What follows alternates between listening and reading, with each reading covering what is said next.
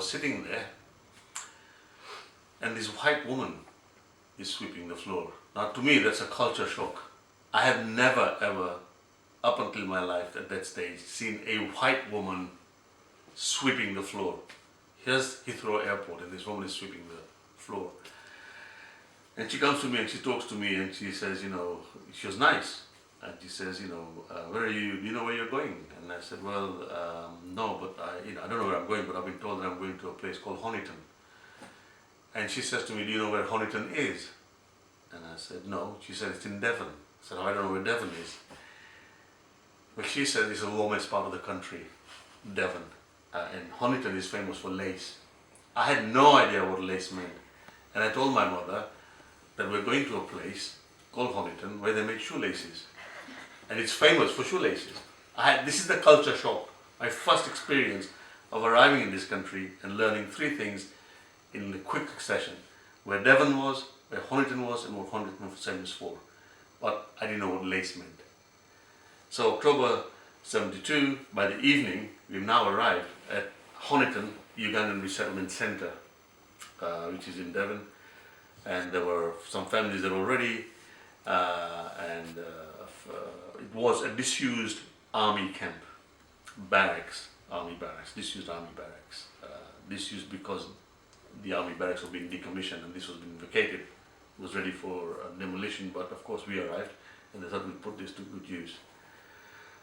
Life in the resettlement center was interesting.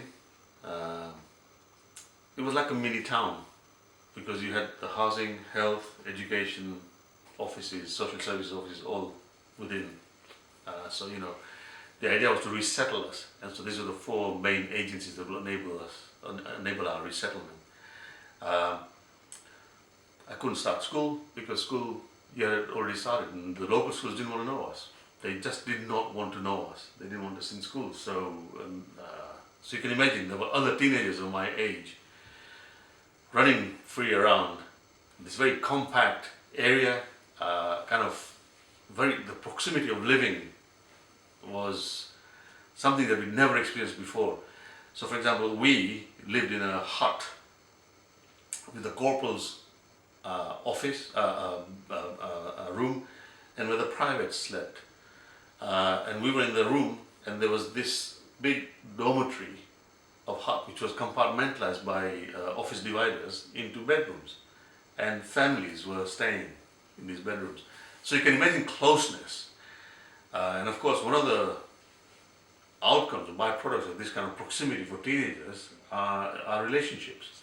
And so unwanted pregnancies were a phenomenon which is unreported in this history, because nobody talks about it. And I can tell you, there were liaisons that were going on because we were in so close proximity, and we were all high testosterone, the boys, and you can imagine what it was like. People were in and out of relationships, jumping in and out of bed. We had nothing to do. Schools wouldn't take us, so this is what we did. It was cold, we couldn't go out and play. All this sort of stuff was going on. Well, I decided after 2 weeks I've had enough, and I think I'm going to go and get a job, at least start earning some money. So I started working in Exeter, which is the main city next to Honiton. So where I went to work in a big heavy industry complex, and the company I worked for used to manufacture rotary blades for aircraft engines. And I was a grade 3 machine operator, operating a lathe for the first time in my life. I'd never seen a machine like that, and here I was operating this machine. And I began to understand the British working life and the British working people with whom I had connections. And they were a very different group of people. We stayed in that resettlement center for 3 months, October, November, December, after which the resettlement center was becoming economically non-viable because people were being resettled, so the costs were high. So what they decided to do was to merge this resettlement center with another one in Lincolnshire, in Foldingworth. And you will never imagine what they did. They actually chartered a train that came down from Waterloo. The engine went into, we were then taken to Exeter, and a new engine was shunted on to Exeter to take us from Exeter to Lincolnshire, Lincoln, and from Lincoln via coach to this very small village called Foldingworth, where there was a unused American base, Air Force base, because the American Air Force was in Europe doing Cold War maneuvers, so this was vacant. So that's where we were brought. Of course, them being Americans, this was posh. We were living in wooden huts in Honiton.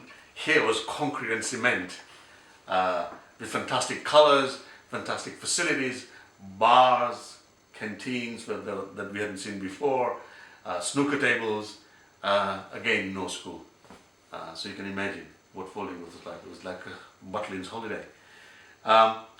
Throughout our stay in the resettlement centers, we were fed well, we were clothed well, we were really well looked after. And one of the best experiences of being relocated, I guess, that new people arriving in this country have had. After us and before us, I don't think anybody's had that kind of experience.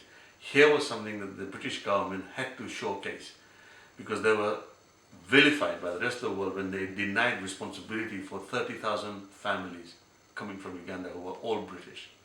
And now they have to show something. So the Ugandan Resettlement Board, which was a Quang, was set up by government, took responsibility to resettle all these families. So they really, really looked after us. Nothing like that has happened since, nothing like that had happened before, I don't think.